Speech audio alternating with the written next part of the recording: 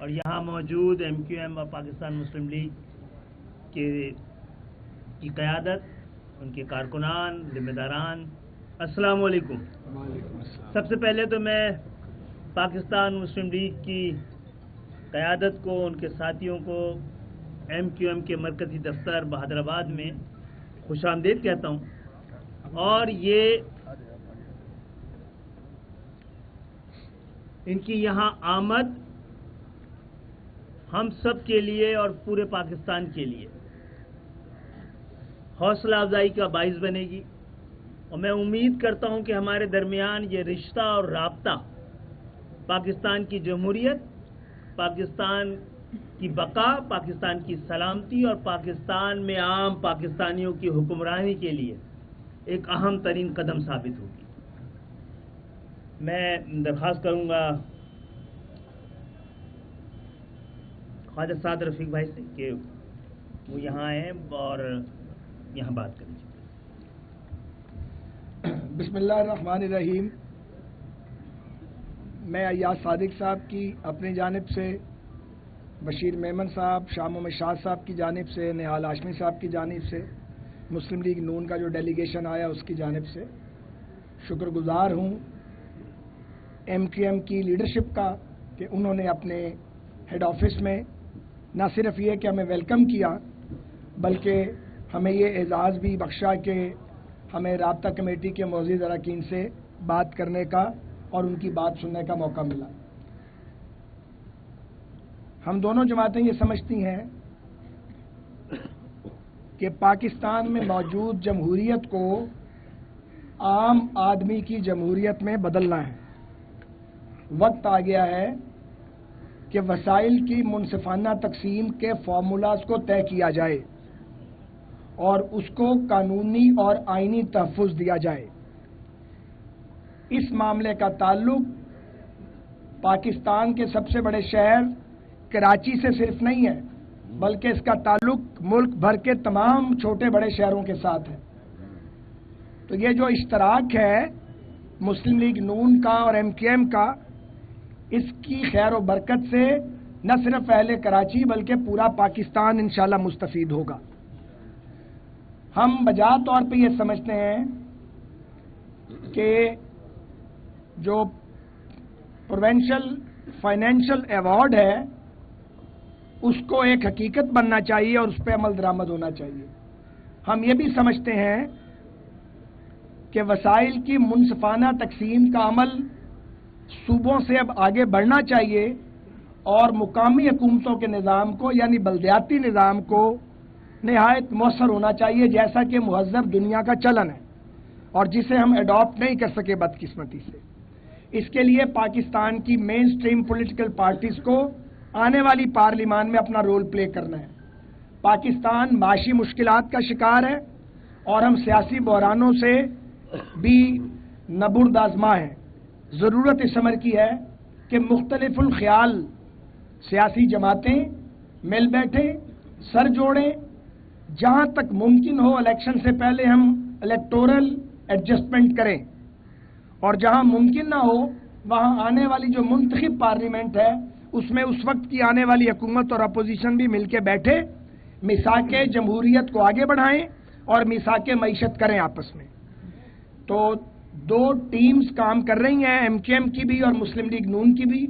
جن کے ناموں کا چند روز میں اعلان کر دیا جائے گا تاکہ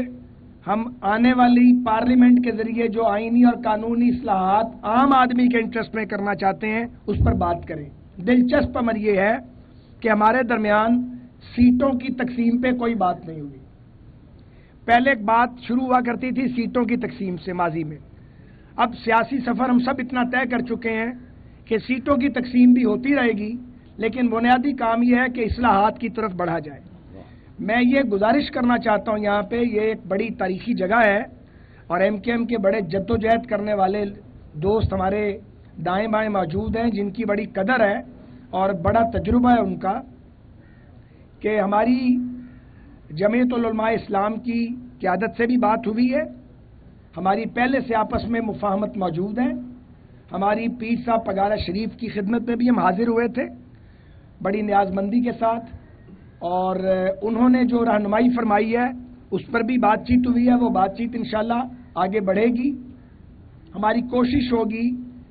کہ سندھ میں خاص طور پہ ایک ایسا اتحاد معرض وجود میں آئے جو عوامی امنگوں کی ترجمانی کرتا ہو، اور جس طرح کراچی کو کھنڈر بنایا گیا ہے اور جس طرح سندھ کے شہری علاقوں کو نظر انداز کیا گیا ہے وہ مستقبل میں نظر انداز نہ ہو۔ اس کے لیے ضرورت ہے کہ مینڈیٹ کے ساتھ جو ووٹ پڑے وہ ووٹ نکلے بھی، یہ نہ ہو کہ جو ووٹ ہے وہ کسی اور کو پڑا اور نکلے کسی اور کی پرچی۔ اس کو روکنا ہے ہم سب نے مل کے، اور آنے والے انتخابات کو سب کے لیے قابل قبول بنانا ہے۔ سو یہ ذمہ داری صرف مسلم لیگ نون اور ایم کیو ایم ہی کی نہیں ہے، یہ ذمہ داری ریاستی اداروں کی بھی ہے اور باقی سیاسی قوتوں کی بھی ہے کہ وہ سب کے لیے سانس لینا، سر اٹھا کے چلنا اور کام کرنا اور الیکشن کیمپین کرنا جو ہے اس کو ممکن بنائیں۔ بہت شکریہ۔ معزز صاحب حضرات، ہم سب جانتے ہیں اور ہمیں یہ بات کو تسلیم کرنا چاہیے اس وقت پاکستان ہر طرح کے بحران سے نبرد آزما ہے۔ ہمیں مالی بحران، انتظامی بحران، آئینی بحران، سیاسی بحران، عدالتی بحران سب کا سامنا ہے، لیکن ہمیں غور سے ہم دیکھیں تو معاملہ پاکستان میں اس وقت مالی بحران کا نہیں ہے، اصل بحران نیتوں کا ہے۔ پاکستان جس طرح کی قوم ہے اور اللہ تعالیٰ نے جو اس کو وسائل دیے ہیں، وسائل کی تقسیم کے بعد پاکستان ایک ایسا ملک بنے گا جو اقوام عالم میں سر اٹھا کے چلنے کے قابل اور ملت اسلامی کی قیادت کرنے کے قابل ہوگا۔ ہم یہ سمجھتے ہیں کہ ہمیں پاکستان کے آئین کو مضبوط کرنا چاہیے، بہتر کرنا چاہیے، عوام دوست بنانا چاہیے۔ یہ حکمران دوست آئین سے کام نہیں چلے گا۔ پاکستان کے آئین کو اس قابل بنائیے کہ عام پاکستانی کی حفاظت کر سکے، اس کے حقوق کا تعین کر سکے، اس کے حقوق کی جو اقوام عالم میں سر اٹھا کے چلنے کے قابل اور ملت اسلامی کی قیادت کرنے کے قابل ہوگا۔ ہم یہ سمجھتے ہیں کہ ہمیں پاکستان کے آئین کو مضبوط کرنا چاہیے، بہتر کرنا چاہیے، عوام دوست بنانا چاہیے۔ یہ حکمران دوست آئین سے کام نہیں چلے گا۔ پاکستان کے آئین کو اس قابل بنائیے کہ عام پاکستانی کی حفاظت کر سکے، اس کے حقوق کا تعین کر سکے، اس کے حقوق کی جو اقوام عالم میں سر اٹھا کے چلنے کے قابل اور ملت اسلامی کی قیادت کرنے کے قابل ہوگا۔ ہم یہ سمجھتے ہیں کہ ہمیں پاکستان کے آئین کو مضبوط کرنا چاہیے، بہتر کرنا چاہیے، عوام دوست بنانا چاہیے۔ یہ حکمران دوست آئین سے کام نہیں چلے گا۔ پاکستان کے آئین کو اس قابل بنائیے کہ عام پاکستانی کی حفاظت کر سکے، اس کے حقوق کا تعین کر سکے، اس کے حقوق کی